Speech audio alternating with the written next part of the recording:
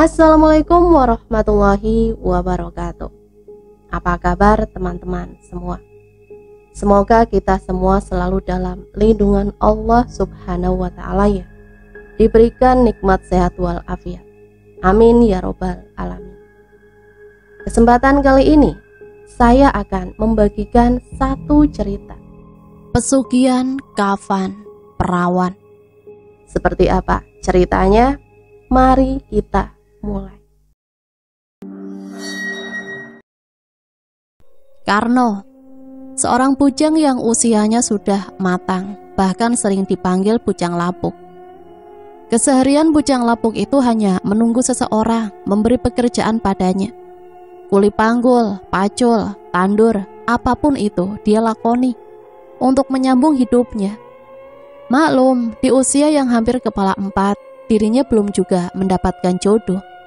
Itu alasan yang menjadikan bujang lapuk itu lebih sibuk bekerja daripada di rumah, tanpa permaisuri yang menjadi tambatan hati.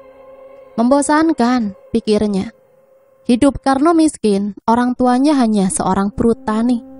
Sama seperti dirinya, pendidikan formal, Karno hanya mengenyam bangku SD. Sampai singkat cerita, Karno benar-benar dibantu oleh Pak Carik untuk menyunting Dewi, sang pujaan hatinya. Pesta pernikahan sederhana, tamu undangan yang hanya dihadiri tetangga dekat saja. Semua itu tak mengurangi rasa bahagia dari kedua mempelai pengantin. Bunga-bunga bermekaran di hati Karno dan Dewi. Mereka benar-benar saling mencintai. Suasana malam pengantin, hari-hari yang berlalu, mereka jalani dengan gairah yang menggebu. Sampai akhirnya Dewi mengandung. Sayangnya, nasib baik tak berpihak pada Karno. Saat kandungan Dewi memasuki usia 30 minggu, tak satu pun pekerjaan Karno peroleh. Bahkan Pak Carik yang biasanya getol memberikannya pekerjaan, kini sama sekali paceklik. Karno benar-benar memutar otak untuk tetap bisa mendapat rupiah, meski nyatanya tetap kurang. Beruntungnya Karno, Dewi tetap sabar dalam kondisi sesulit itu. Padahal beberapa bulan lagi bayi mereka akan lahir. Itu artinya bertambah pula kebutuhan hidup keluarganya. Bagaimana ini mas, sebentar lagi anak kita lahir. Aku sudah nggak ada tabungan buat bayar dukun beranak. Keluh Dewi seraya mengelus perut buncitnya. Karno menatap sekilas wajah istrinya. Pandangannya beralih ke arah perut, kemudian beralih ke sisi yang lain. Ia lantas menghembus nafas, menjelaskan bahwa lelaki itu sama bingungnya. Sabar ya Wi, aku juga lagi berusaha. Dewi diam. Di matanya tersirat pasrah pada keadaan hidup yang tengah dijalani. Karno beranjak dari duduknya, menghampiri Dewi, lalu mengelus penuh rasa sayang pada buah hati yang ada dalam perut Dewi. Bapak mau keluar dulu ya, mau cari rezeki buat adik. Jagain emak, ndak boleh nakal, pinta lelaki itu. Suaranya lirih tapi penuh penekanan, seperti ia yakin bahwa bayi dalam perut itu mendengar ucapannya. Dewi yang mendengar hanya tersenyum, jemarinya membelai rambut suaminya yang sedikit lepek karena keringat. Doain ya Wi, aku dapat pekerjaan, pinta Karno. Dewi mengangguk memberi izin pada Karno yang kemudian menyeret langkah keluar rumah. Karno pun keluar rumah dengan berjalan kaki, dengan tujuan entah kemana. Ngeri memang, tapi bisa jadi kaya. Jangan main-main kalau mau melakukan itu. Sayup-sayup suara orang ngobrol dari kejauhan tertangkap indera pendengaran Karno. Ia menghentikan langkah untuk seksama menyimak kelanjutan obrolan yang belum sepenuhnya jelas. Siapa yang berani melakukan itu? Kurasa hanya orang yang sudah bosan hidup. Tak jelas siapa pemilik suara itu. Kasno lantas menggeser langkah agar lebih dekat dengan warga yang tengah asik mengobrol. Ia berdiri di sebelah pohon yang tak jauh dari pos kampling itu. Kalau ingin kaya, anak istri bahkan nyawa tak jadi soal bagi siapapun. Benar tidak, Dul? Terdengar oleh Karno. Heru tengah berpendapat. Kalau aku sih mendingan miskin, yang penting tetap bisa menikmati hidup. Obrolan masih berlanjut.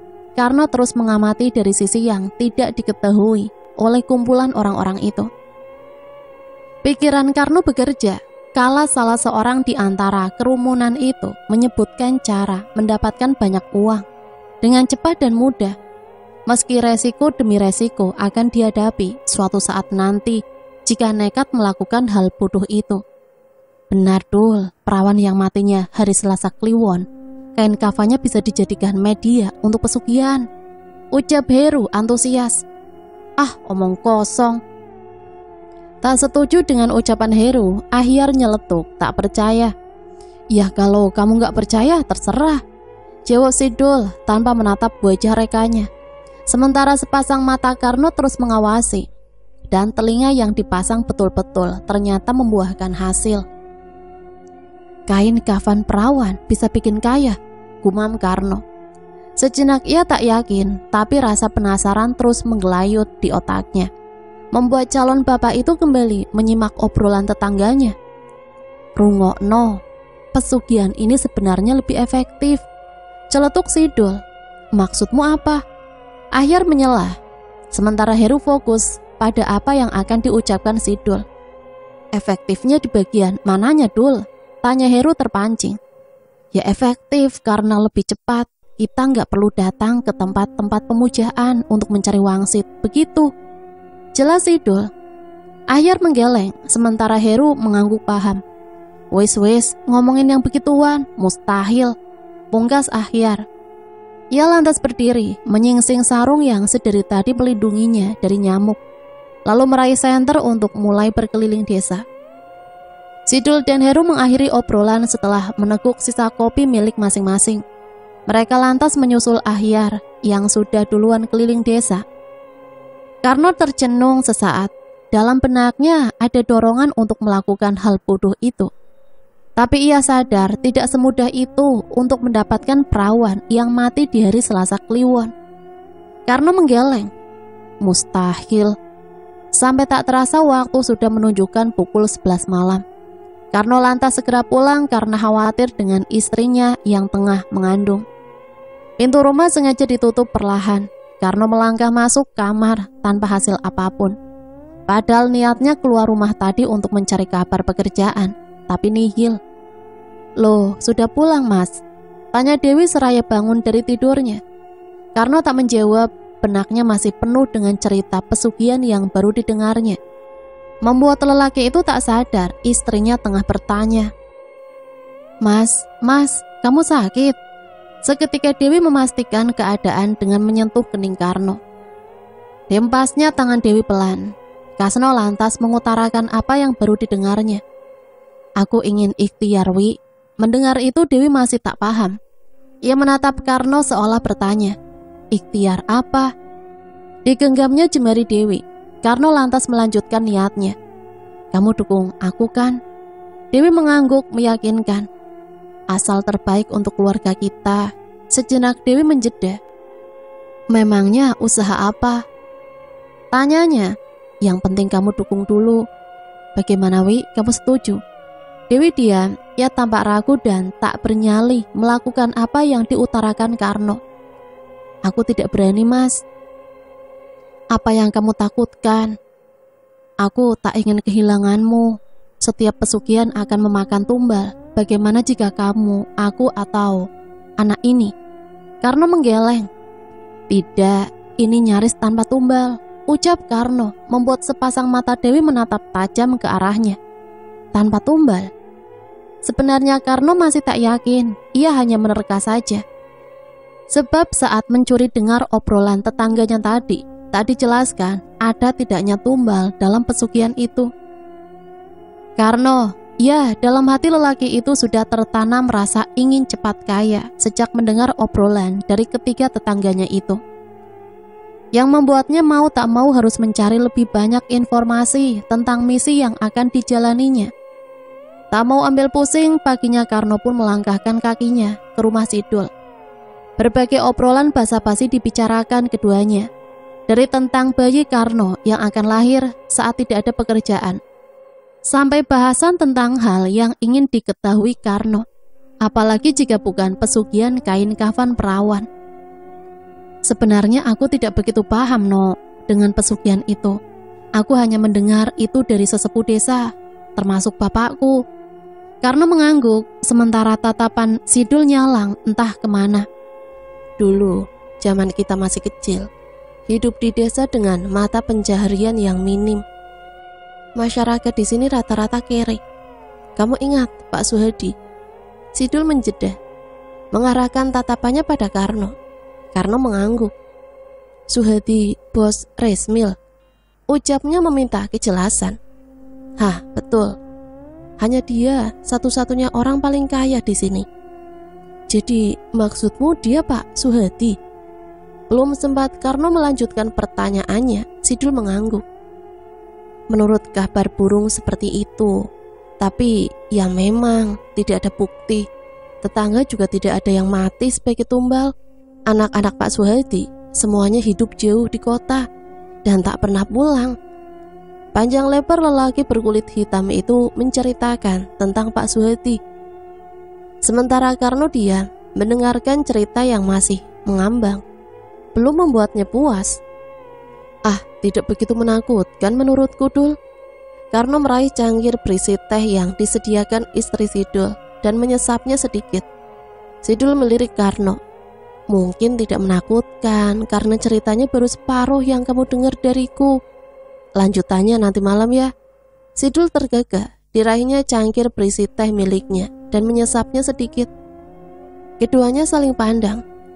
Karno dengan semua rasa ingin tahunya dan Sidul dengan segala rasa santainya. Apa tidak sekarang saja, Dul? Mumpung aku tidak sibuk. Bukan untuk membicarakan hal yang mustahil bagi Sidul. Lagi pula Karno hanya lelaki tak punya pekerjaan yang menurut Sidul sedang mimpi untuk cepat kaya. Karno terlihat gusar. Menurutnya tak ada untungnya berlama-lama di rumah Sidul jika obrolannya dilanjut nanti malam. Hujan deras mengguyur bumi, disaksikan burung-burung camar yang terbang kembali ke sarangnya.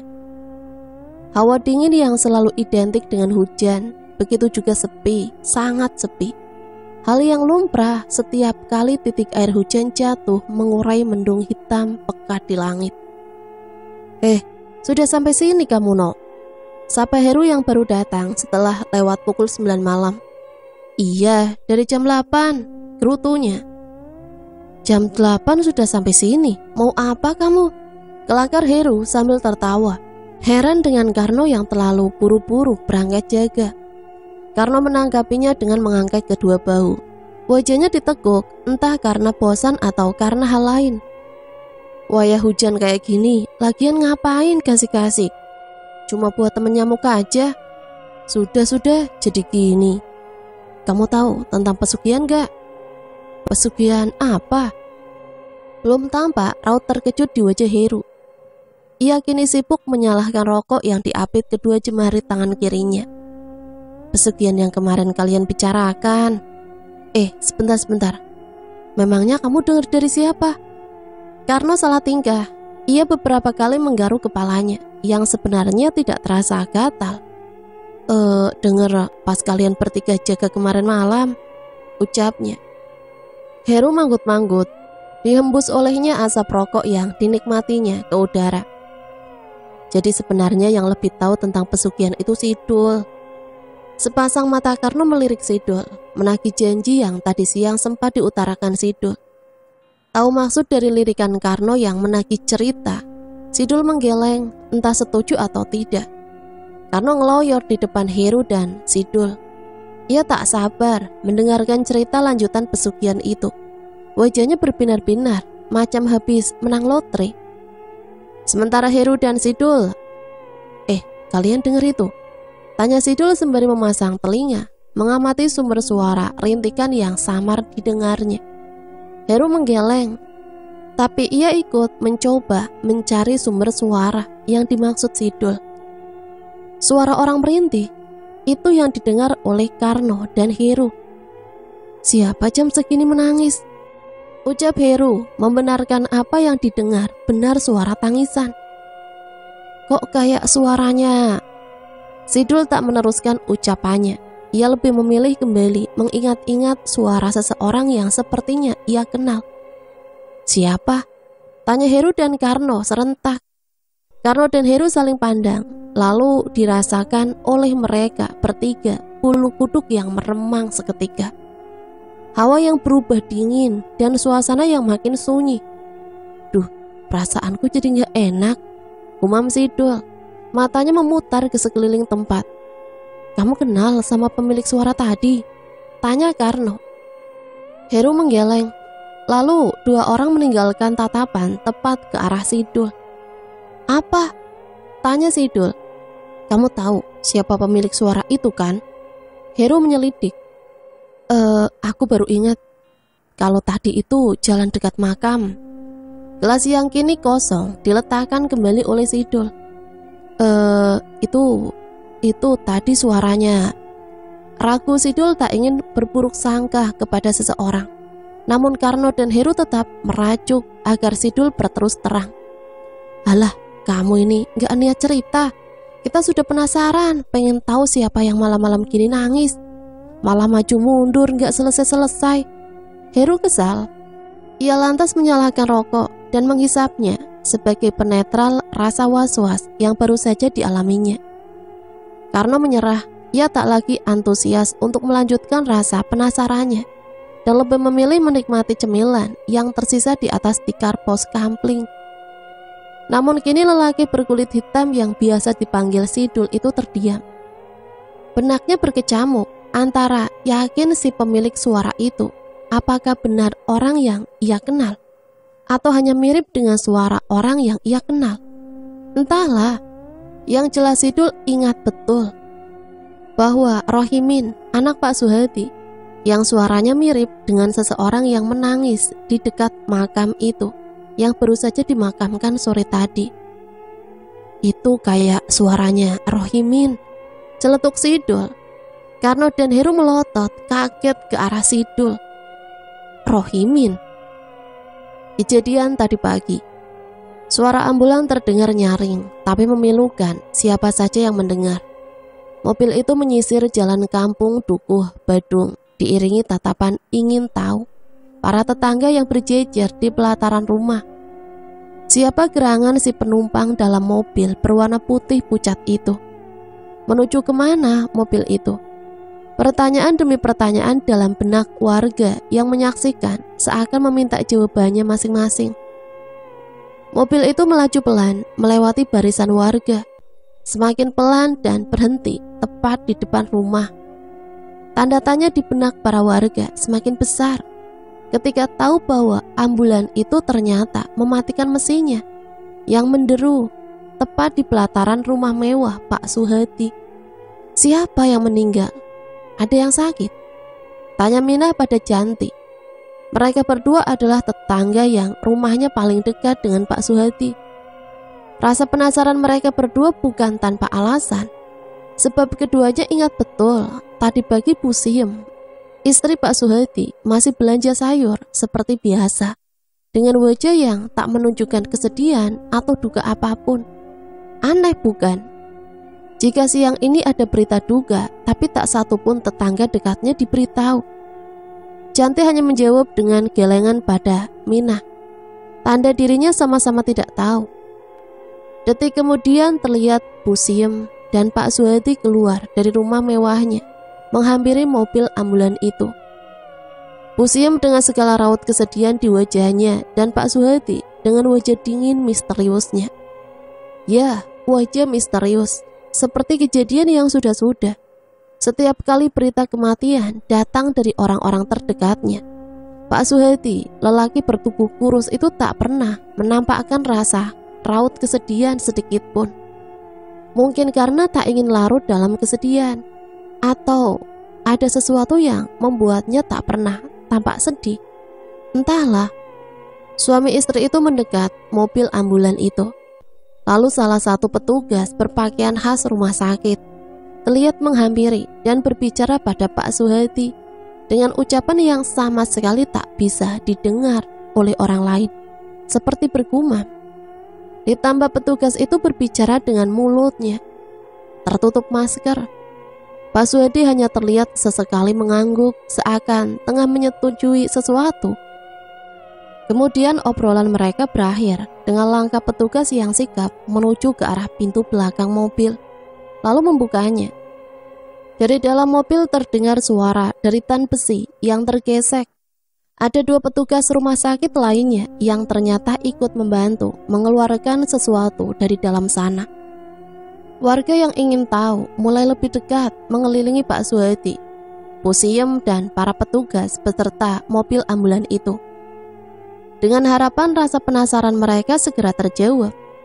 Beberapa saat kemudian, "Rohimin, ya Allah!" teriak Pusiem histeris.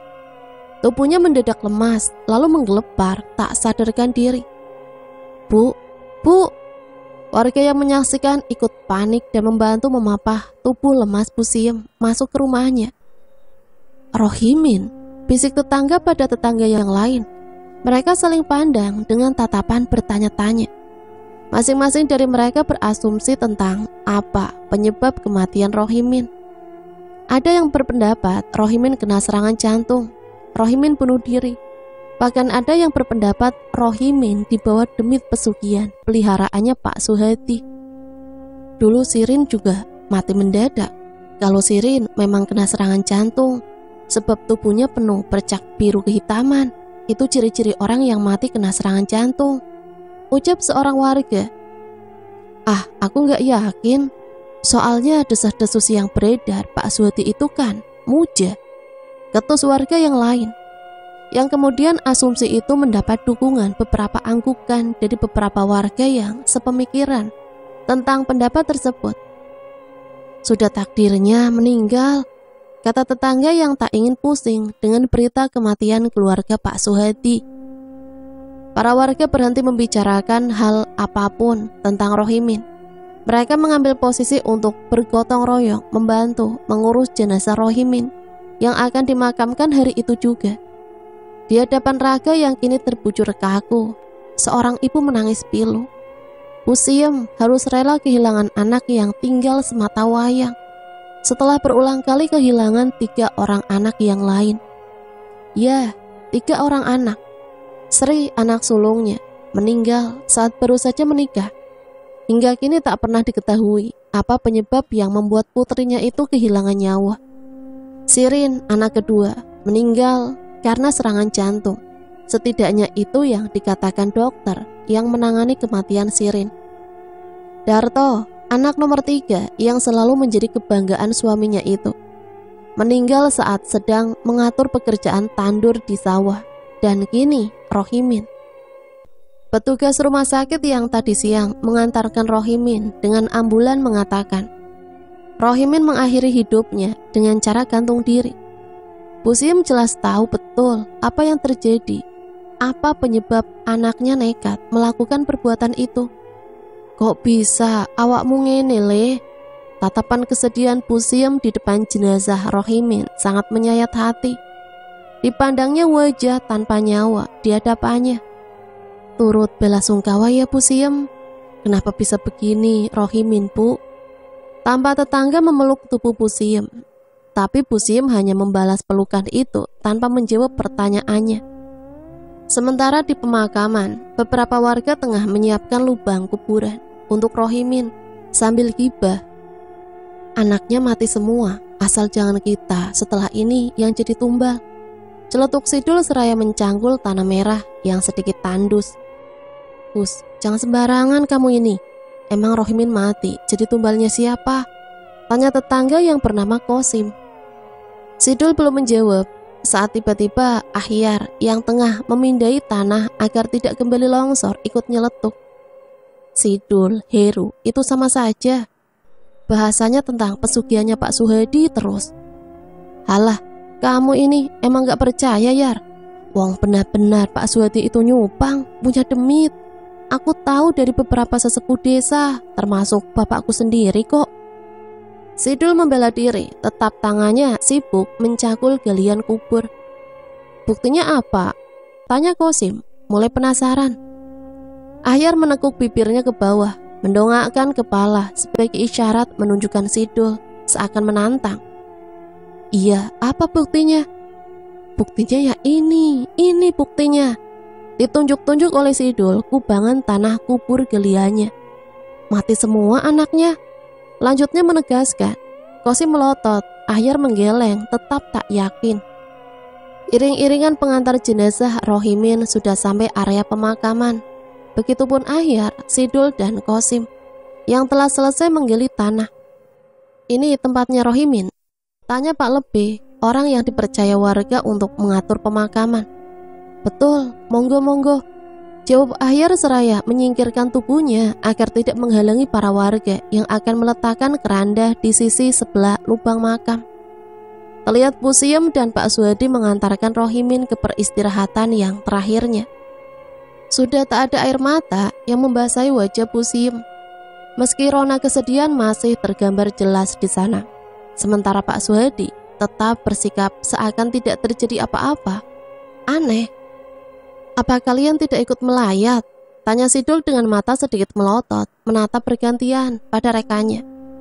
Heru dan Karno tetap saling tatap, lalu menggeleng serentak. Dasar, lah pada kemana? Tanya Sidul mencari kejelasan. Enggak, tadi pagi aku sibuk. Heru pun menggeleng. Jadi pas ambulan mayat Rohimin dibawa pulang, kalian juga tidak tahu? Enggak, ucap Karno dan Heru. Sudah, ketinggalan berita kalian ini. Karno dan Heru saling pandang, merasa apa yang diucapkan Sidul benar, ketinggalan berita. Memangnya meninggal kenapa dia? Tanya Karno sedikit penasaran. Sidul menatap Karno, dalam hati, inilah saat yang paling tepat untuk menceritakan sebuah kejadian silam yang tak pernah diketahui banyak orang. Sudut pandang Sidul. Umurku masih 13 tahun saat mendengar sebuah cerita yang sampai detik ini membuat hidupku ada di antara percaya atau tidak percaya. Ya, sebuah cerita yang sebenarnya hanya perlu didengar oleh beberapa orang saja, tidak termasuk aku. Malam itu beberapa warga mendapat jatah ronda. Ada bapakku juga ikut di antara mereka, termasuk aku. Aku hanya seorang anak kecil yang memang tidak ingin tahu tentang obrolan orang tua. Saat itu Pak Hamid ada bersama rombongan. Beliau membawa Karim, anaknya, yang dulu sangat akrab denganku saat usia kami sama-sama belasan tahun. Karim dan aku asik bermain ketika obrolan di antara orang tua sepertinya sedang sangat serius. Tapi tiba-tiba Karim memutuskan untuk pulang ke rumah dengan alasan ngantuk ingin tidur. Jadi aku mengizinkannya pulang. Karim meninggalkan bapaknya yang masih serius mengobrol bersama bapakku dan beberapa orang tua yang lain. Aku yang memang belum ngantuk memilih untuk rebahan di samping bapak yang tengah duduk sambil berbicara. Nekat sekali dia. Dia pikir tidak ada resiko yang akan ditanggung. Tunggu saja, ucap bapakku. Aku tidak tahu apa yang mereka obrolkan saat itu. Iya, tunggu saja. Seharusnya dia sayang pada nyawanya, atau minimal sayang pada anak-anaknya. Sambung Lek Cahyo, dan aku masih tidak paham apa yang tengah menjadi topik obrolan mereka. Kurasa dia tidak membual, buktinya baru kemarin dia menikah, sekarang bisa ngebuat gubuk. Ya memang hanya dinding triplek dan atap seng, sedangkan kita yang hanya buruh. Lek Sinur bertanya ngambang. Dan aku masih diam, masih tak paham apa yang mereka obrolkan. Bapak yang sadar akan kehadiranku, beliau menunduk, menatap, memperhatikan wajahku, seperti memastikan aku terlelap. Tidur di dalam sana, pinta bapak seraya mengelus kepalaku. Ternyata bapak tahu aku masih terjaga. Aku menggeleng, makin erat memeluk tubuh bapakku. Tidur di sini saja pak, nemenin bapak. Bapak mengangguk, memindah kepalaku ke atas pahannya yang keriput. Lalu bapak kembali fokus pada obrolan yang tengah dibahas bersama para tetangga. Payah, Suhadi payah. Seperti kesal sekali, Lek Cahyo mengucapkan hal itu. Suhadi, Pak Suhadi, sebuah nama yang kukenal seakan membuka tabir yang belum sempurna terjawab dan masih membentuk segaris tanya yang seolah berputar di otakku. Iya, aku khawatir suatu saat tetangga bisa jadi korban. Bapak menatap sekilas ke arahku, lalu beralih kepada dua teman ngobrolnya. Lek Cahyo dan Lek Sinur hanya mengangguk-angguk, entah ikut khawatir atau hanya berpura-pura khawatir. Semoga saja tidak ada hal buruk terjadi pada keluarga kita, gumam Lek Sinur. Amin. Aku pun ikut mengamini ucapan Lek Sinur dalam hati, meski aku belum tahu betul arah obrolan mereka. Tiba-tiba dari arah belakang, wah, Lek, sapa seorang lelaki. Dialah yang sedang dibicarakan oleh bapak dan kedua teman ngobrolnya itu, Pak Suhadi. Kamu, sini duduk. Lek Cahyo menepuk tikar di samping tempat duduk agar Lek Suhardi duduk di sebelahnya. Wah, sedang pada ngomongin apa ini sebenarnya? Tanya Lek Suhardi dengan wajah sumringah.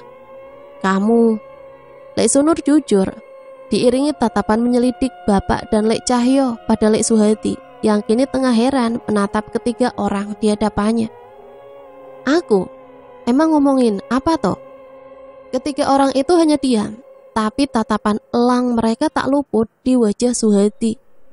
Kamu jangan cengar-cengir, aku tahu kamu muja, sentak Lek Cahyo. Sembarangan, unggas Lek Suhadi sambil tertawa. Ia lantas duduk di samping Lek Cahyo. Tatapan elang masih tetap tertuju pada Lek Suhadi yang masih basa-basi dengan banyolannya. Jangan mengalihkan obrolan, jujur saja, Dik. Bapak mulai serius. Lek Suhardi tahu arah obrolan bapak. Ia tampak canggung seperti ingin menegaskan. Begini, benar aku ini muja. Sontak kami semua terperanjat mendengar jawaban Lek Suhardi yang tanpa basa-basi itu. Apa? Muja? Muja apa? Makin tak jelas arah obrolan yang ku dengar, membuat mata kian melek, tak jadi ngantuk. Dian, sentak bapak pada Lek Suhardi, diiringi tatapan kecewa Lek Sinur dan Lek Cahyo. Taruh di mana otakmu itu? Bentak Lek Sinur. Lek Suhardi diam, tapi wajahnya masih bahagia. Ada senyum yang melengkung di sana. Aku yang saat itu pura-pura memejamkan mata, tak ingin menyia-nyiakan informasi yang kupikir penting. Aku ini muja, tidak seperti yang kalian pikir. Tetap saja kamu ini muja, bentak bapak lagi. Begini, aku pernah cerita tentang kejadian ngambil kain kafan mayat Siti kan? Lek Suhadi bertanya, ngambang. Ketiga orang yang diajak bicara hanya mengangguk. Iya itu, tapi sebenarnya tidak segampang yang kalian pikir. Ada banyak hal yang sepertinya kalian tidak pernah tahu, sambung Lek Suhadi. Bapak, Lek Sinur, Lek Cahyo menggeleng geram. Kamu pikir itu lucu? Bapak bertanya serius. Ya gimana tidak lucu, saat kejadian ngambil potongan kain kafan Siti, itu baunya kutoel. Sambil kubisikin, nanti malam datang ya. Malamnya datang beneran. Terpingkal-pingkal aku ketawa sendiri. Jawab Lek Suhadi seraya terbahak puas. Kamu apakan kain kafan itu? Lek Cahyo bertanya penasaran. Aku bawa ke dukun. Jawab Lek Suhadi santai. Ke dukun? Bapak memastikan. Untuk apa? Sudah kubilang, semua yang terjadi itu tidak segampang yang kalian pikir. Suhadi menekan puntung rokoknya ke dalam asbak. Yang jelas, kertak Lek Sinur. Aku mulai sadar ingin tahu kelanjutan cerita itu, tapi mata terlanjur ngantuk. Aku bawa ke dukun itu kain, lalu aku disuruh tirakat sama dukun itu, paham? Jawaban seenteng itu keluar dari bibir hitam Lek Suhadi yang kebanyakan merokok. Oh, jadi kain itu hanya media? Bapak mengambil kesimpulan. Iya. Lek Suhadi mengangguk, melahap singkong di hadapan dan melanjutkan ceritanya. Sebenarnya aku itu juga menyesal. Aku senang hartaku melimpah. Aku bisa membeli ini dan itu sekarang. Tapi nanti, cepat atau lambat, aku akan kehilangan seluruh keluargaku. Tawa yang tadi menghiasi wajah Lek Suhadi kian lama kian memudar, berganti tatapan nanar yang tak bisa digambarkan. Lalu bagaimana dengan dirimu sendiri? Bapak kembali bertanya. Tatapannya seakan khawatir pada suatu hal. Tapi aku tak dapat memastikan kekhawatiran apa yang ada di benaknya. Aku tak mau, aku akan hidup.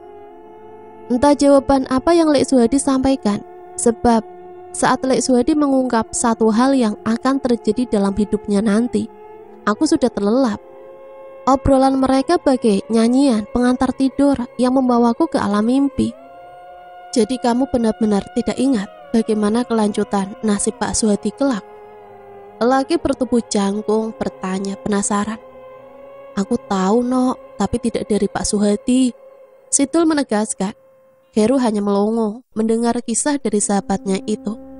Ia lebih memilih menghabiskan makanannya yang tersedia daripada fokus membahas hal mustahil. Ya, meski sebenarnya dirinya juga penasaran. Lanjutkan, Dul. Aku sangat penasaran. Karto memaksa. Besok saja, ini sudah sangat larut untuk cerita tentang hal itu. Sidul meneguk sisa teh miliknya, lalu merebahkan dirinya di lantai pos kampling. Dul, kamu tahu Rohimin mati kenapa? Karto mendesak. Ia kini ikut berbaring di samping Sidul. Ini hanya mungkin, No, tapi ceritanya besok sajalah. Sungkan. Sidul memalingkan posisi, membelakangi Karno. Sudahlah, No, besok juga masih ada waktu. Timpal Heru menasehati Karno. Karno mengalah, ia memilih diam, meski rasa penasaran begitu mendongkrak di dadanya.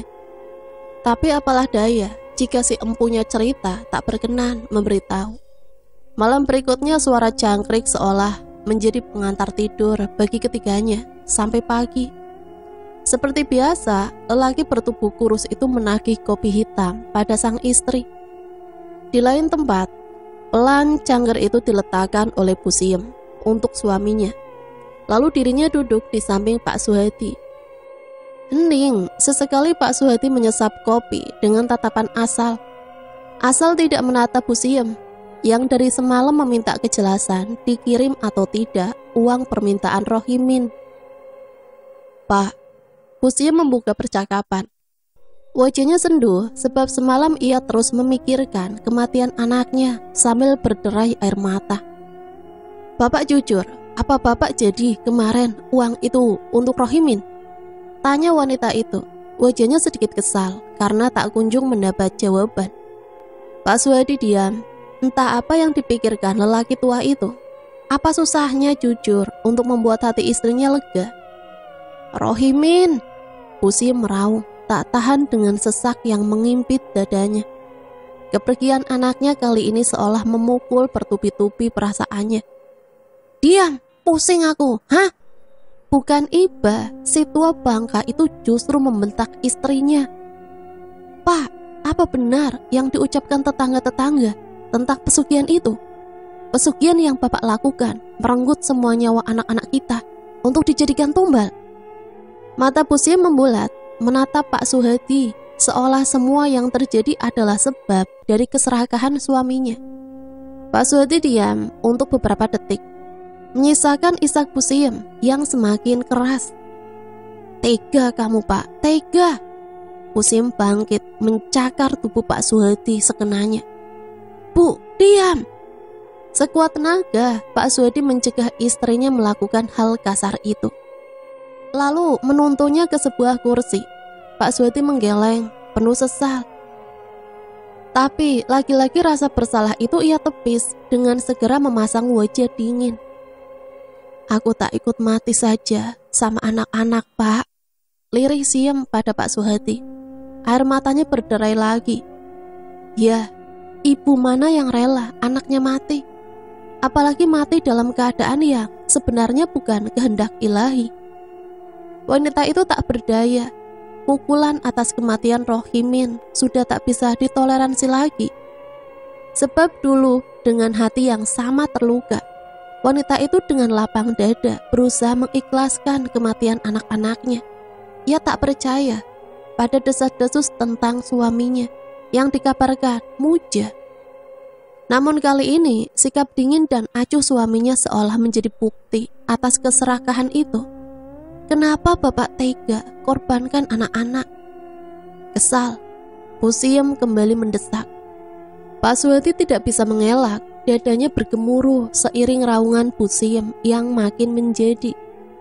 Dan semua itu seolah membuka memori kelam dalam ingatan Pak Suhadi yang datang ke dukun untuk melakukan ritual pesugihan. Dukun itu berkata, "Kamu sudah siap melakukan pesugihan, berarti kamu harus siap menerima resikonya. Anak dan istrimu akan jadi tumbal." Angin yang berhembus kencang membawa ingatan Pak Suhadi pada peristiwa yang membuat anaknya nekat mengakhiri hidupnya dengan cara gantung diri. Si tua bangka menunduk, merasai matanya yang mulai berkaca-kaca, lalu merenung.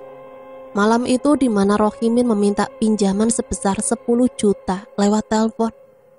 Pak Suhadi marah. Kemarahan yang diartikan oleh istri dan anaknya sebagai bentuk kekikiran, kebakilan, atau pelit. Tapi tidak bagi Suhadi sendiri. Dengan cepat Suhadi memukul-mukul kepalanya, seolah rasa sakit tak lagi ia miliki. Sebab ingatan demi ingatan muncul di benaknya, membuat cairan bening meluncur deras dari mata tuanya. Sungguh, kali ini Suhadi tak bisa menahan lagi kesedihan yang biasa ia sembunyikan di balik wajah dingin dan angkuh miliknya. Sri, lirih. Bibir itu menyebut nama anak gadisnya yang sudah meninggal 10 tahun yang lalu. Memori berputar di kepala Pak Suhadi saat Sri datang meminta restu untuk menikah dengan kekasih hatinya. "Pak, aku dan Mas Pramudi mau menikah." Dengan sumringah Sri mengutarakan keinginannya. "Tapi kamu kan belum kerja, Sri," Pak Suhadi menegaskan. Sri menatap kecewa ke arah Pak Suhadi, lalu menunduk lesu. Melihat hal itu, Pusiem menghampiri Sri, merangkul dan mengelus pundak anak gadisnya itu. "Bapak, apa bedanya? Sri udah kerja apa belum? Lagi pula bapak itu kan uangnya banyak, buat apa toh?" Siem membujuk, sementara Sri mengangguk, seolah membenarkan ucapan ibunya. "Bu, masalahnya bukan itu. Sri kan sudah besar. Kalau mau menikah ya harus kerja dulu, biar tahu rasanya mandiri," jelas Pak Suhadi. "Ah memang, dasar sampean itu pelit," gerutu Pusiem seraya berlalu dari hadapan Pak Suhadi, membawa Sri ke dalam kamarnya. Pak Suhadi menggeleng, mengelus dada dengan jantung yang berdegup kencang. Ia mulai sadar bahwa jin pesugihan itu sudah meminta tumbal.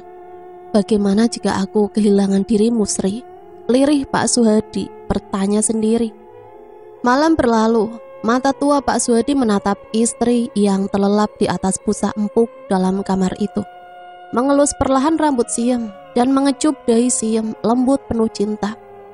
Pikiran Pak Suhadi masih berkutat dalam labirin gelap tanpa bayangan. Hanya ada dirinya dan rasa takut yang membuncah. Lagi Pak Suhadi teringat pada sebuah pesta megah yang akhirnya diberikan untuk kebahagiaan Sri di hari pernikahannya, sekaligus hari terakhir bagi Sri hidup di dunia. "Sri, kenapa, Nduk?" Pusiem terkopoh-kopoh menuju Sri yang terlihat sesak nafas di singgasana pengantin.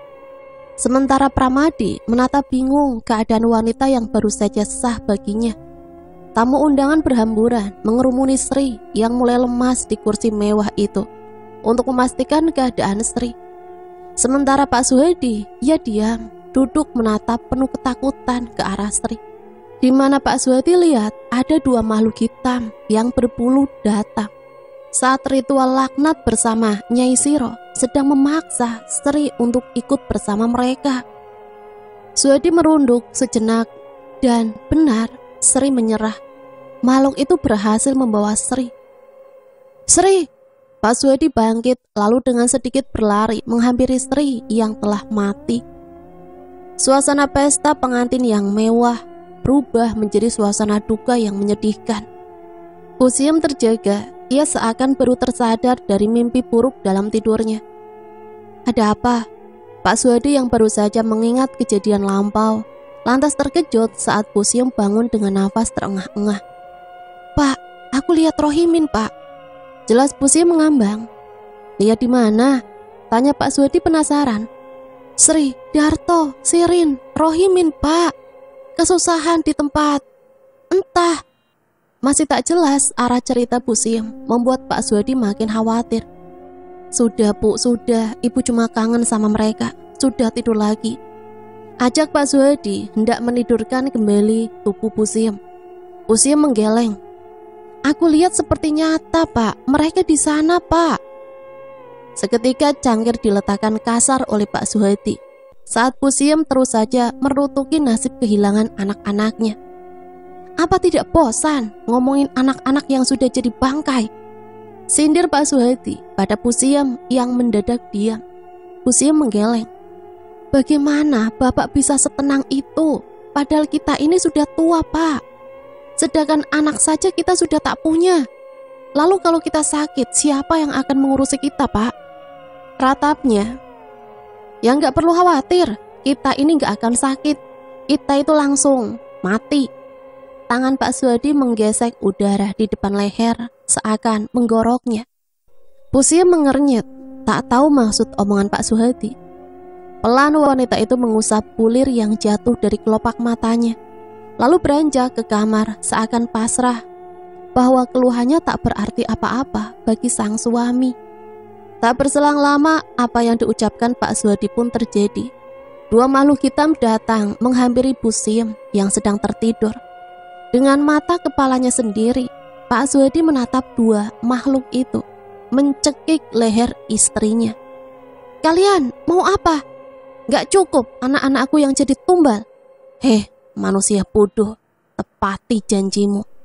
Dengan tragisnya, Bu Siem meninggal di tangan dua makhluk itu. Setelah Bu Siem benar-benar sudah tak bernyawa. Musnah kau manusia.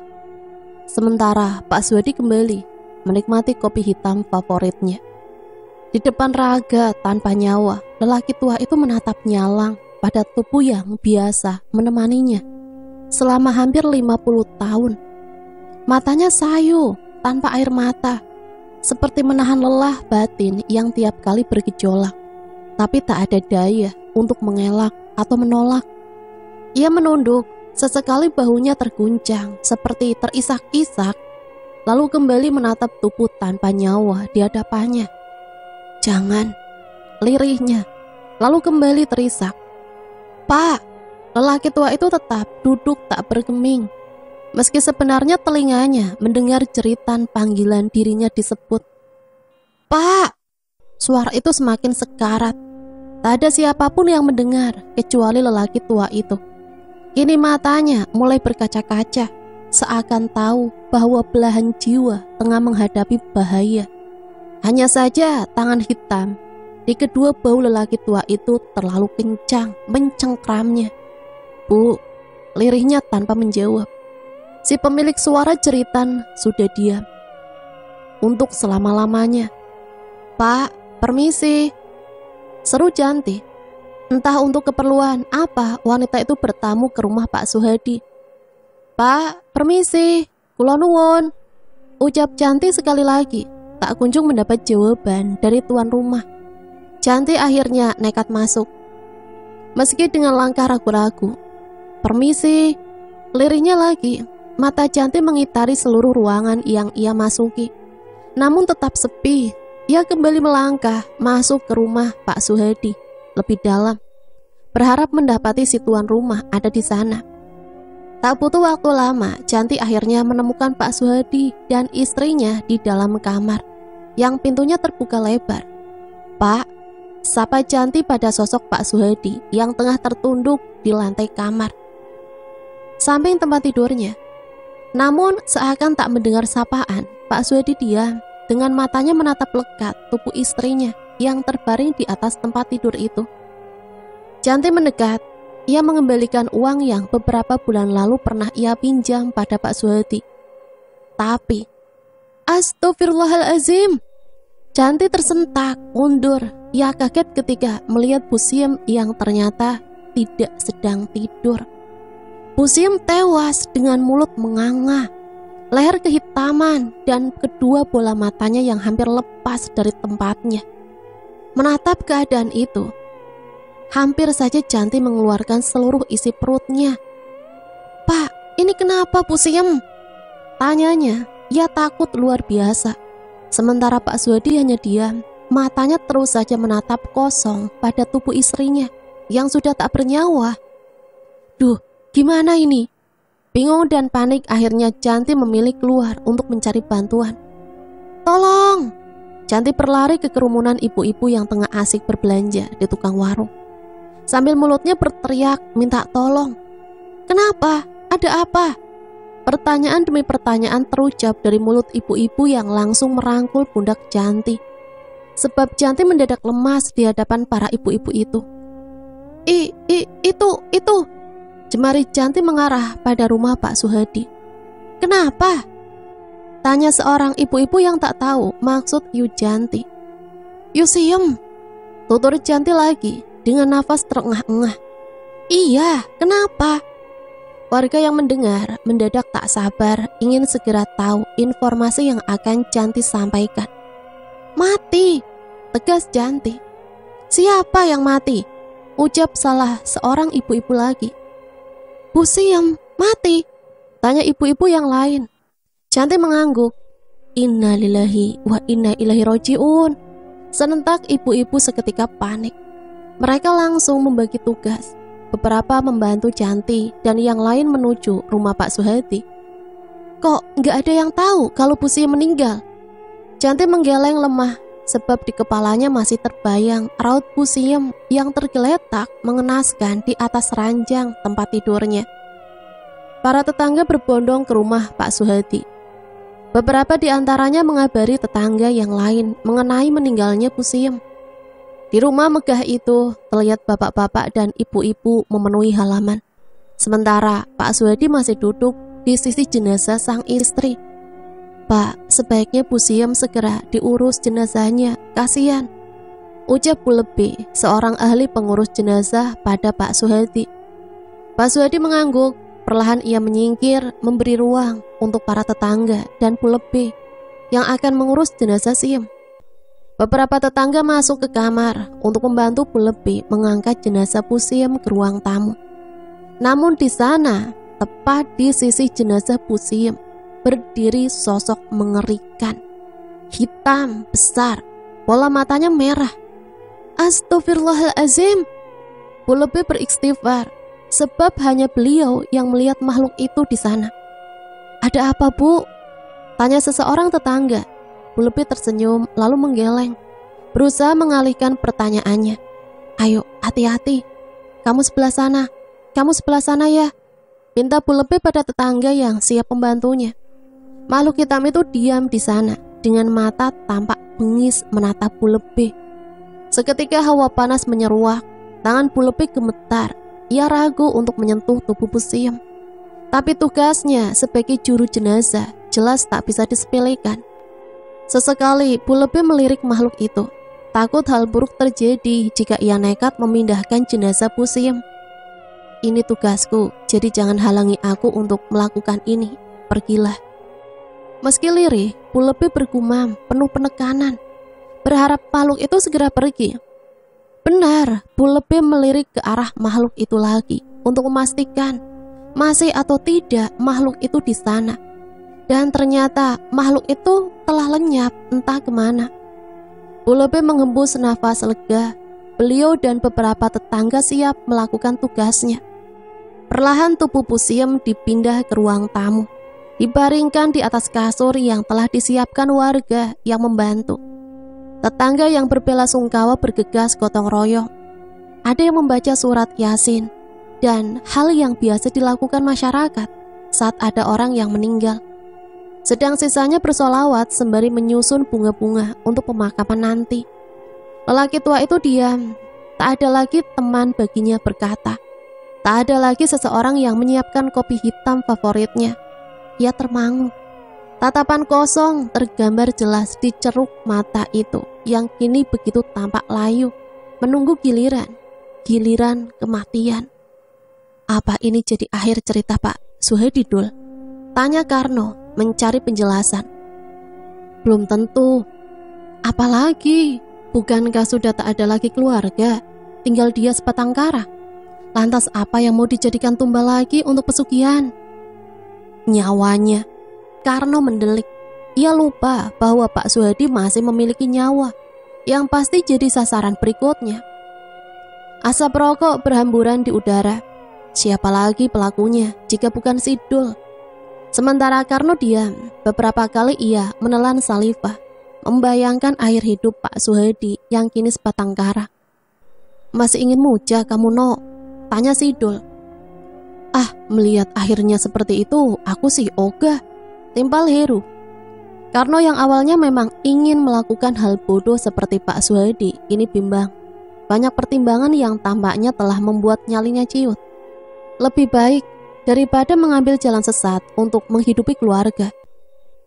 Lebih baik hidup seperti ini, Dul. Iya enggak? Ucap Karno. Betul itu. Heru setuju. Sidul mengangguk. Memang lebih baik hidup seperti ini, apa adanya.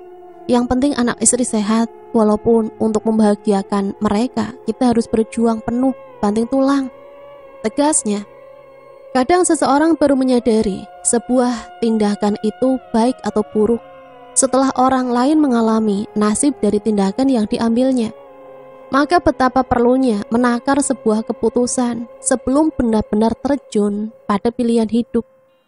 Suara jerit seorang tetangga merasa kaget menatap Pak Suhadi.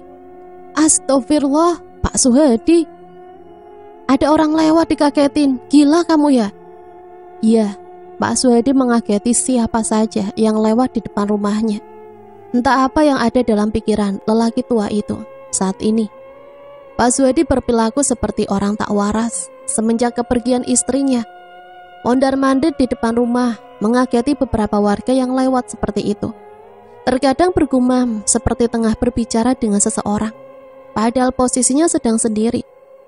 Rumah mewah miliknya yang dulu tampak begitu megah, rapi dan indah, kini bak gudang tua, tak berpenghuni, kotor dan ditempati tikus. Pak Suhadi tak lagi bisa mengontrol akal sehatnya. Keperluan sehari-hari seperti makan disediakan oleh siapa saja warga yang ibah pada keadaannya kini.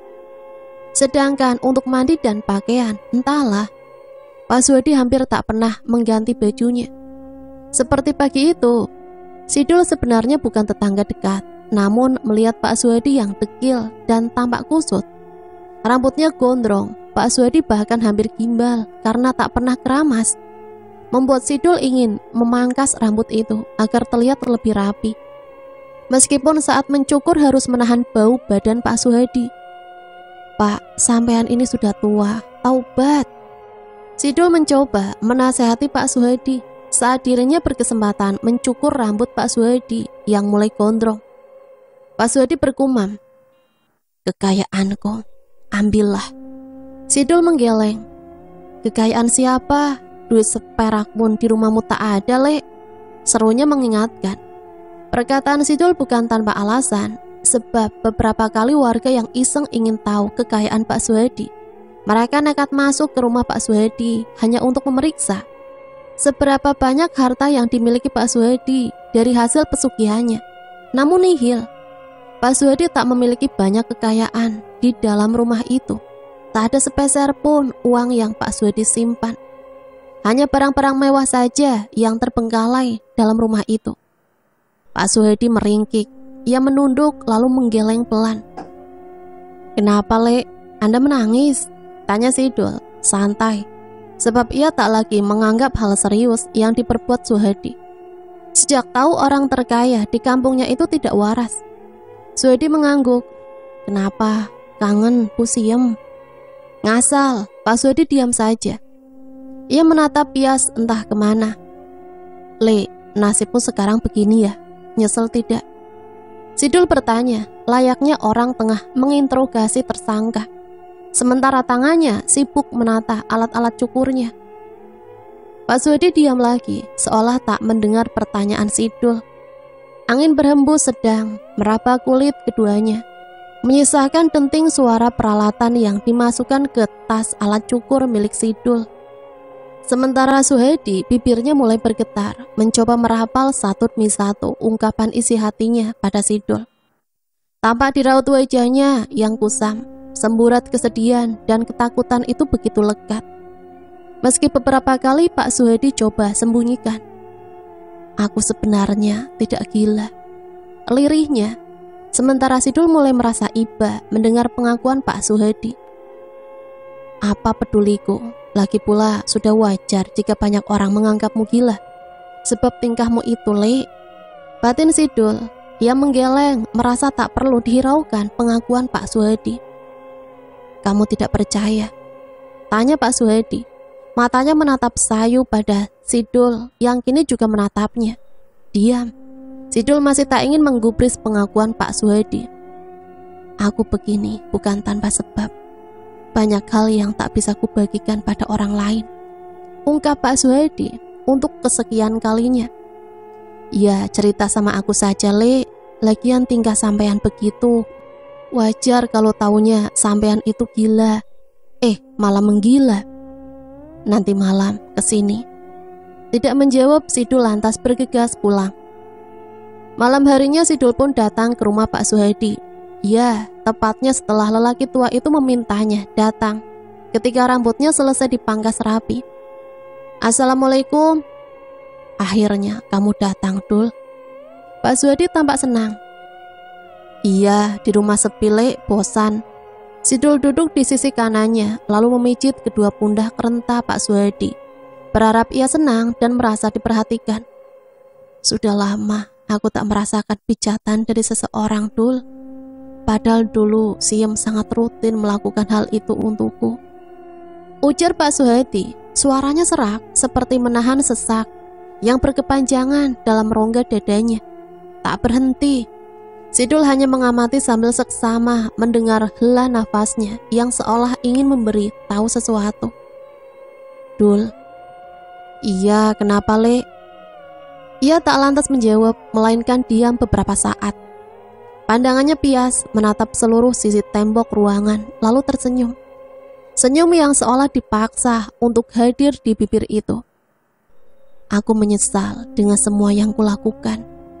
Ia menghela nafas dalam, menjeda beberapa kalimat yang semestinya terlontar bersama dengan kata penyesalan itu. Apa yang membuatmu menyesal, Le? Akhirnya Sidul bertanya, sebab rasa penasaran yang membuncah dalam benak. Lelaki itu masih mengatur nafas, mungkin pula mengatur kalimat agar tak sampai salah mengutarakannya. Seandainya aku tak ceroboh dalam bertindak, mungkin keluargaku utuh hingga hari ini, tuturnya lirih. Apa ini ada hubungannya dengan desas-desus kabar yang kata banyak orang sampean muja? Sidul menebak, tapi berharap tebakan itu salah. Pak Suhadi mengangguk, membenarkan tebakan Sidul. Lantas Sidul menatap lelaki tua yang masih menunduk menyesali nasib, lalu mengelus kedua bahunya, sedikit memberi kekuatan pada rasa sesal yang mungkin membuat pedih hatinya. Le, lagi pula semua sudah terjadi, sudah berlalu, kata Sidul mencoba menenangkan. Apa yang membuat sampean sampai menyesal itu? Muja? Itu juga, tapi ada hal yang lebih kusesali dari hal itu. Apa, Le? Sidul mendadak penasaran. Kematian anak-anakku. Sidul mengangguk, memaklumi, sementara tatapan Pak Suhadi kini beralih ke langit-langit, seolah menahan bulir di matanya agar tak sampai tumpah. Jadi orang tua, aku serba salah, ucapannya. Sidul mengangguk lagi, membiarkan lelaki itu leluasa mengatur apa yang akan disampaikan padanya tentang perasaannya. Kejadian yang kualami ini jelas akibat keserakahanku. Lalu tumbalnya adalah anak-anakku, istriku, dan terakhir sudah pasti. Pak Suhadi menatap Sidul, menyisakan satu kata yang tak bisa ditebak. Aku. Pak Suhadi tergugu, isaknya begitu menyesakan. Tobatlah, Le, mumpung masih ada waktu. Sidul memberi saran. Manusia seperti aku, apa masih dapat pengampunan? Tanyanya, pesimis. Tentu, Le. Sidul memang bukan ahli agama, tapi saat kecil pernah ngaji. Ada guru ngaji yang mengatakan dalam salah satu ayat Al-Quran bahwa Gusti Allah itu mengampuni semua dosa. Jadi tak ada salahnya seseorang hamba meminta pengampunan pada Gusti Allah selama dirinya benar-benar dalam penyesalan, ingin kembali pada jalan yang diridhoi. menemani lelaki tua yang tak memiliki apa-apa. Apa masih disebut enak? Tentu tidak. Tak ada yang Sidul peroleh dari menemani Pak Suhadi selain pengalaman hidup yang ia miliki. Bagi Sidul, ini bukan masalah. Sebab pengalaman adalah hal yang paling penting, paling berharga yang dimiliki seseorang daripada segudang harta tanpa manfaat. Pak Suhadi menatap lama, seolah tak yakin Gusti Allah akan mengampuninya, lalu melempar pandangan jauh. Malam itu, anakku Rohimin meminta pinjaman uang sebesar 10 juta. Katanya dengan tatapan pias ke suatu sudut. Aku jelas mampu memberikannya, sebab uangku banyak. Lanjutnya, Sidul masih diam, membiarkan ia merunut kejadian demi kejadian yang coba ia ceritakan. Hanya saja, kalimatnya terjeda. Pak Suhadi seakan ragu mengungkap apa yang mengganjal dalam hatinya. Kamu bisa memaklumiku kan, Dul? Tanyanya sebelum melanjutkan ucapannya yang terputus. Insya Allah, Le. Sidul mengangguk dengan harapan orang tua itu percaya.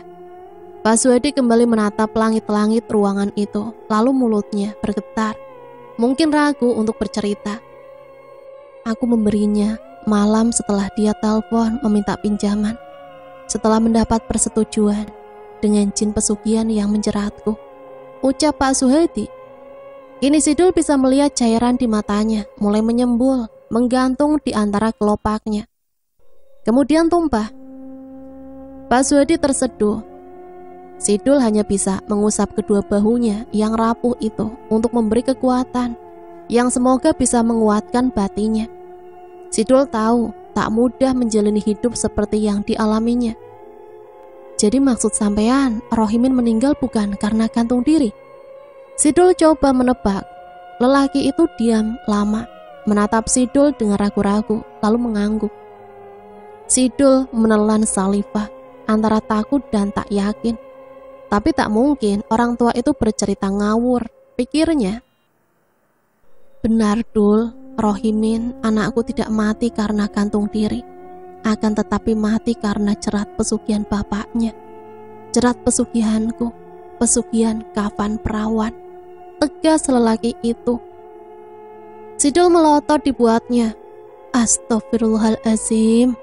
Istighfar yang banyak, Le. Semoga Gusti Allah mau mengampuni sampean, ucap Sidul sambil terus mengelus kedua pundak rentanya.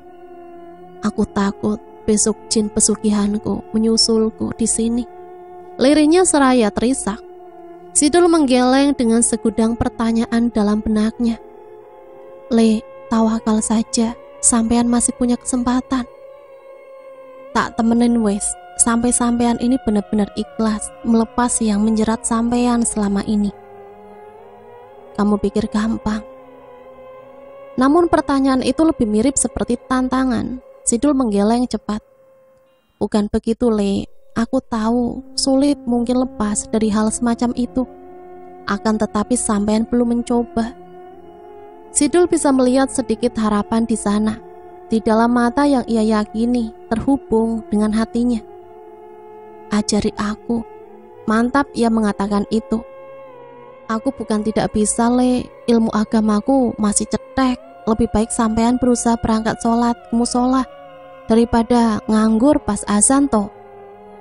Tapi aku malu, Dul. Malu sama siapa, Le? Kalau bersekutu dengan setan itu dosa, apa tidak? Ya dosa besar, Dul. Masih malu sama manusia. Ia diam, menimbang kebenaran yang sebenarnya mungkin sudah hadir dalam hatinya. Namun sebab dosa yang telah ia lakukan selama puluhan tahun itu, mungkin di sisi lain hatinya tak ingin mengakui bahwa dirinya berdosa. Entahlah. Ya sudah, Le, aku balik dulu, besok kesini lagi yuk. Sidul berpamitan, sebab malam makin larut. Orang tua itu juga pasti butuh istirahat untuk memulai kehidupannya besok. Kehidupan yang semoga dapat menyelamatkan hidupnya di akhir nanti. Terima kasih, Dul, kamu sudah mau menemani lelaki tua sepertiku. Tapi sepertinya aku tak punya kesempatan lagi. Ngomong apa, Tole? Sudah, percaya saja. Besok mulai ke musola ya. Pak Suhadi tak mengangguk, tak juga menjawab, namun Sidul juga tak memaksa untuk setuju. Setidaknya Sidul sudah berusaha untuk membawanya pada kebaikan, tentu untuk hidupnya. Terkadang Allah memberi hidayah melalui bantuan orang lain. Namun siapalah Sidul, hanya manusia cetek ilmu yang sedang berusaha menuntun orang tersesat. Tidak yakin bisa membuat Pak Suhadi mau mengikuti acaranya. Jadi itu tujuanmu menemani orang gila itu? Maksudku Pak Suhadi, tanya Heru. Iya, kasihan. Malam sudah makin larut, tapi mereka tak juga berkeliling kampung untuk memeriksa keamanan. Sebab sibuk membicarakan Pak Suhadi. Orang kalau sudah seperti itu, aku yakin hidupnya gak lama lagi. Heru berargumen. Hus, kamu doain Pak Suhadi cepat mati, sangkal Karno. Heru hanya menggeleng melihat tingkah mereka berdua. Kamu gak percaya, No? Lihat saja beberapa hari ke depan. Ayo muter. Sidul bangkit, menenteng senter menyalakannya dan segera melangkah untuk memeriksa keamanan. Dengan berangsut-angsut akhirnya Karno mau juga berangkat, meninggalkan pos kampling dan berkeliling untuk memeriksa keamanan kampung. Mereka lantas meneliti keamanan di sekitar rumah warga. Tak ada apapun, malam memang selalu sunyi seperti ini. Hanya sesuatu terlihat berbeda di halaman rumah Pak Suhadi. Her, kamu lihat apa? Tanya Sidul yang melihat Heru mematung menatap halaman rumah Pak Suhadi. Kamu lihat orang itu, Dul? Sidul dan Karno segera mengarahkan pandangan masing-masing ke arah rumah yang ditunjuk.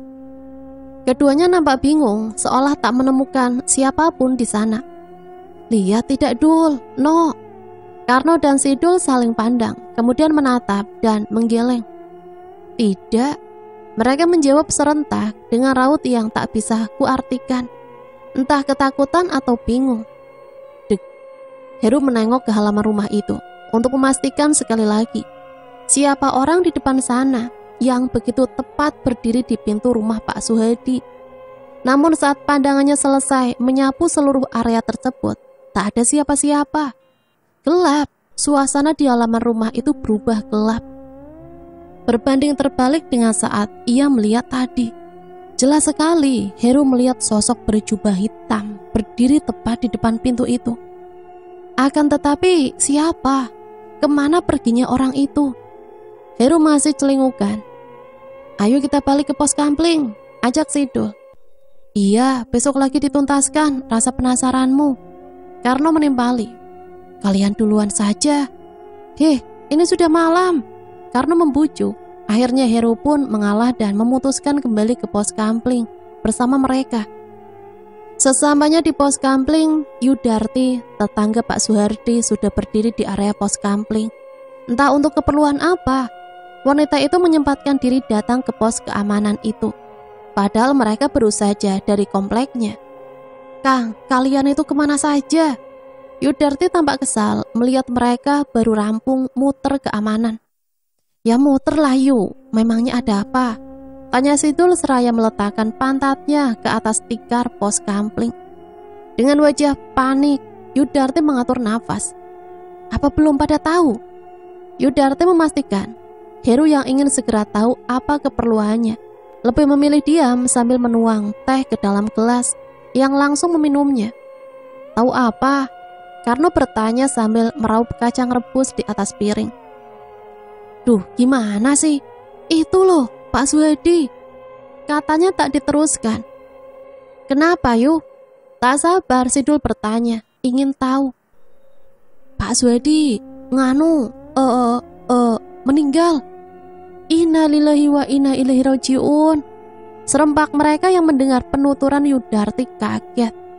Kini di saat bersamaan Yudarti mengumumkan berita kematian Pak Suhadi. Lalu apa mungkin seseorang yang berdiri di halaman rumah Pak Suhadi itu yang dilihat Heru itu malaikat pencabut nyawa?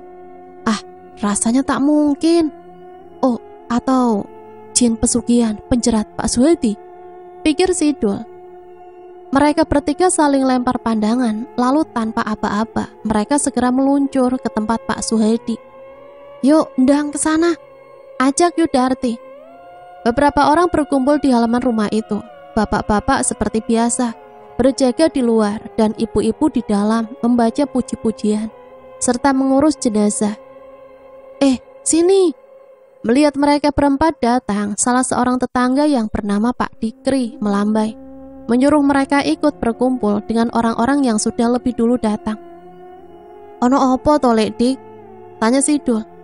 Kok ono opo to Dul? Yo iku Pak Suhadi. Sudah waktunya, ucap Lek Dikri sedikit dipelankan. Kedua, rekanya tampak menikmati obrolan mereka.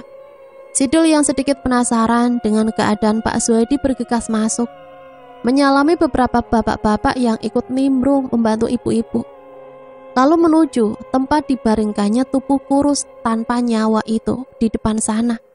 Rupanya tetangga sudah melucuti seluruh pakaian Lek Suhadi. Kini tubuh terbujur kaku dirapat tertutup kain jarik. Sini Dul, lihat, kamu kan yang paling dekat akhir-akhir ini sama Lek Suhadi. Barangkali kamu pengen lihat untuk yang terakhir kali. Yuminah yang duduk dekat jenazah Suhadi langsung menyuruh Sidul untuk membuka kain penutup itu. Ya, penasaran.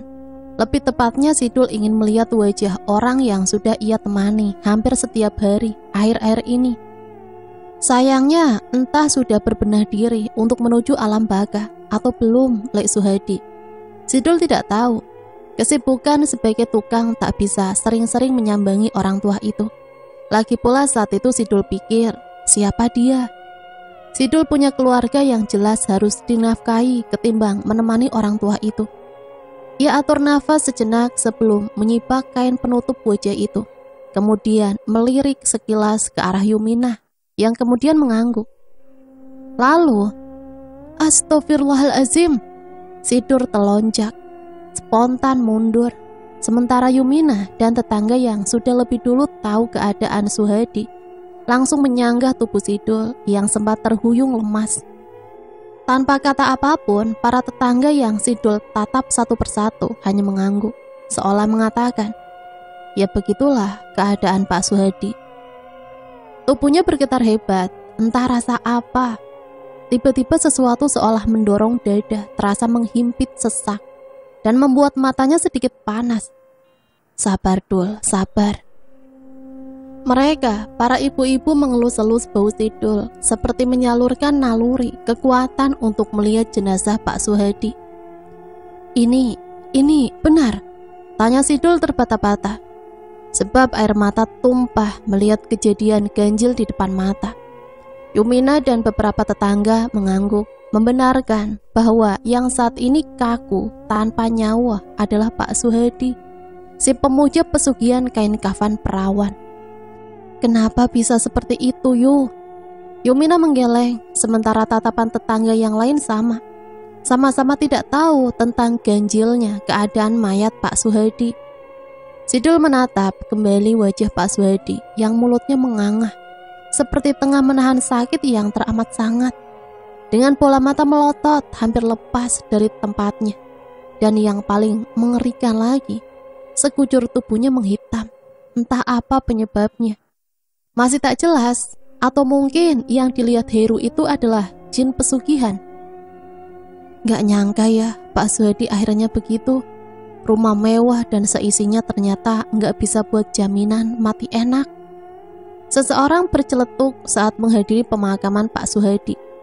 Beberapa di antaranya berbisik dengan suara lirih, seperti berbicara tentang kematian tak wajar yang dialami Pak Suhadi lewat lirikan mata mereka. Karno, Sidul, dan Heru hanya diam, kemudian menggeleng membenarkan perkataan mereka. Betapa nasib kematian Pak Suhadi tak semujur saat hidupnya. Kemudian bergumul dengan para tetangga yang sudah sibuk dengan tugasnya masing-masing untuk memakamkan Pak Suhadi. Sudah siap ya, tinggal menunggu mayitnya datang. Seru Lek Dikri memberi apa-apa pada kami yang membantu. Detik kemudian rombongan pengantar jenazah muncul. Tak menunggu lama, proses pemakaman pun berjalan dengan semestinya hingga selesai. Angin berembus sedang menyibak dedaunan kering yang terserak di tanah pemakaman. Hawa yang dingin sebab mendung bergelayut di cakrawala, seolah ikut menyamarkan suasana hati. Dul, sapa seseorang setelah menipuk Sidul dengan kembang Kamboja yang tepat mengenai punggung tangan Sidul. Sidul yang tengah khusyuk mendoakan Suhadi menyudahi doanya dan menoleh ke arah suara yang memanggil. Desahan angin menyisir rambut Sidul, pandangannya mengitari ke seluruh area pemakaman.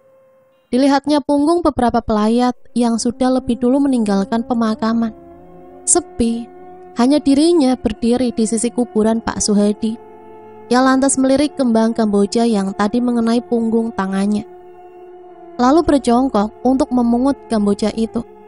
Sekali lagi pandangannya memutar, tapi sama, tak ada siapa-siapa selain dirinya dan kuburan Pak Suhadi di sisinya. Pada saat Sidul berpikir sesuatu tentang siapa si pelempar Kamboja itu, tiba-tiba, Dul, segera lelaki itu menoleh ke sumber suara di sana, tepat di sisi perlawanan antara dirinya dan kuburan. Pak Suhadi berdiri dengan beberapa makhluk hitam menyertainya. Astagfirullahalazim. Sidul mundur dengan mata melotot.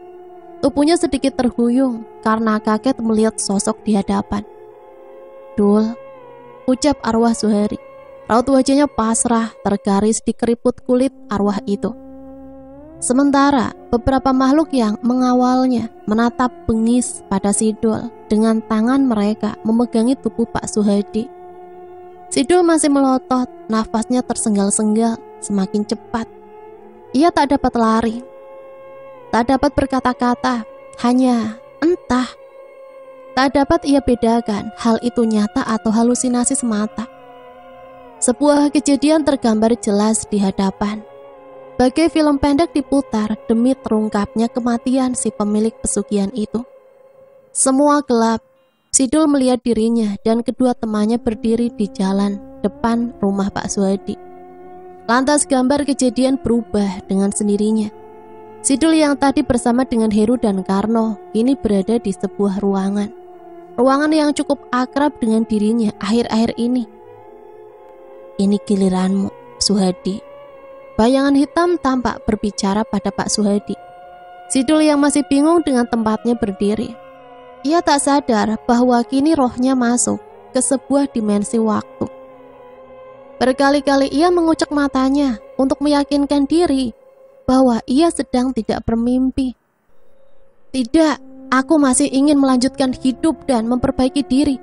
Pergi kau, perintah Pak Suhadi pada bayangan hitam di hadapannya. Sidul yang mendengar perintah Pak Suhadi lantas tertarik untuk menyaksikan kejadian itu. Perlahan dirinya mendekat ke arah Pak Suhadi, berusaha menjangkau lelaki tua itu. Ingin memberi dukungan bahwa Pak Suhadi pasti mampu menghindar dari makhluk yang selama ini menjeratnya. Le, Sidul mencoba menyapa Pak Suhadi, tapi tak ada respon. Pak Suhadi tetap menatap bayangan hitam itu dengan tubuh gemetar hebat. Le, Sidul tercengang saat dirinya tahu bahwa tubuh Pak Suhadi tak mampu ia sentuh. Le, terus Sidul berusaha menjangkau Pak Suhadi lagi dan lagi, tapi urusannya tak membuahkan hasil. Apa yang terjadi? Sidul bertanya sendiri seraya menatap telapak tangannya yang tak mampu meraih tubuh Pak Suhadi. Seperti tahu Sidul hadir dalam kejadian itu, bayangan hitam itu menatap bengis ke arah Sidul dengan kedua mata merah miliknya, yang lebih mirip seperti tomat matang yang hampir busuk. Jangan, biarkan dia menjalani hidup dan kembali ke jalan Tuhannya. Sidul mencegah bayangan hitam itu mendekat. Namun tanpa apa-apa, makhluk itu justru menyingkirkan tubuh Sidul dengan sekali kibasan jubah hitam yang dikenakannya. Sidul terpelanting. Ia segera bangkit saat tahu makhluk itu begitu dekat dengan Pak Suhadi dan seperti ingin menyakiti Pak Suhadi. Jangan, bekik Sidul. Ia secepat mungkin ingin menghalangi makhluk itu. Terlambat. Makhluk itu sudah lebih dulu meraih leher Pak Suhadi dan mematahkannya. Le! Hanya itu yang keluar dari mulut Sidul. Saat melihat keadaan Pak Suhadi yang kini tak bernyawa dengan mata melotot lebar dan mulut yang menganga. Astagfirullah, innalillahi, astagfirullah. Sidul menutup wajahnya sebab tangis yang berderai-derai. Le, astagfirullahalazim. Detik kemudian, Dul, seseorang menepuk bau Sidul. Kamu ngapain di sini? Tanyanya kemudian. Sidul yang tengah menyangka dirinya melihat kejadian bagaimana Suhadi mati, lantas dengan cepat membuka wajahnya yang masih sangat ketakutan. Ditatapnya wajah Karno betul-betul, sementara Karno diam menunggu reaksi Sidul yang melihat tampak masih bingung. Loh, Nok? Sidul kebingungan. Ia mengucek kembali kedua matanya saat tahu dirinya sudah kembali ada di depan kuburan Pak Suhadi. Kenapa? Tanya Karno seraya mengguncang lirih tubuh Sidul. Aku tadi aku nggak di sini, ujar Sidul linglung. Karno celingukan disentuhnya di Sidul, mengecek keadaan rekannya dengan harapan tahu keadaan Sidul. Namun Sidul langsung menepis tangan Karno. Apa-apaan kamu ini? Aku sehat, waras, tegas Sidul risih. Takutnya kamu kesambet. Ini di kuburan, Dul. Lihat apa kamu tadi sampai nangis-nangis? Tanya Karno menyelidik. Sidul mendelik. Sebuah kejadian berputar lagi dalam memori ingatannya tentang kematian Pak Suhadi, membuat dirinya diam cukup lama, membiarkan Karno. Dul, ngelamun yo. Sudah, jangan bahas di sini. Lebih baik kita pulang saja sekarang. Sidul menarik paksa tangan Karno untuk pulang. Saat perjalanan menuju rumah masing-masing, keduanya masih saling diam, membiarkan perkiraan berkelibat membentuk tanya tak terjawab dalam benak keduanya. Sidul lantas ingat saat Karno berniat ingin melakukan pesugihan demi bergelimang harta, nikmat. Lalu tanpa sungkan akhirnya ia mulai obrolan. No, untung kamu gak jadi muja. Kenapa emang? Ngeri, No. Lebih baik hidup begini, sederhana. Asal keluarga utuh. Masalah rezeki kalau kita nyari, Gusti Allah pasti memberi. Kalau lihat akhirnya seperti itu, jelas aku milih hidup sederhana. Ya, walaupun kadang kekurangan. Sidul mengangguk. Sedang dalam otaknya, kejadian kematian Pak Suhadi yang diperlihatkan padanya terus saja terngiang di kepala. Namun, ia enggan menceritakannya pada Karno. Takut jika fitnah, begitu pikirnya. Sudah, kamu, kita semua cari rezeki yang halal aja. Udah gak usah aneh-aneh. Nah, cerita selesai sampai di sini. Semoga cerita ini bisa kita jadikan pembelajaran ya untuk hidup kita ke depannya. Sampai di sini saya pamit undur diri. Mohon maaf apabila banyak salah kata. Sampai berjumpa kembali di cerita-cerita selanjutnya. Matur suwun. Wassalamualaikum warahmatullahi wabarakatuh.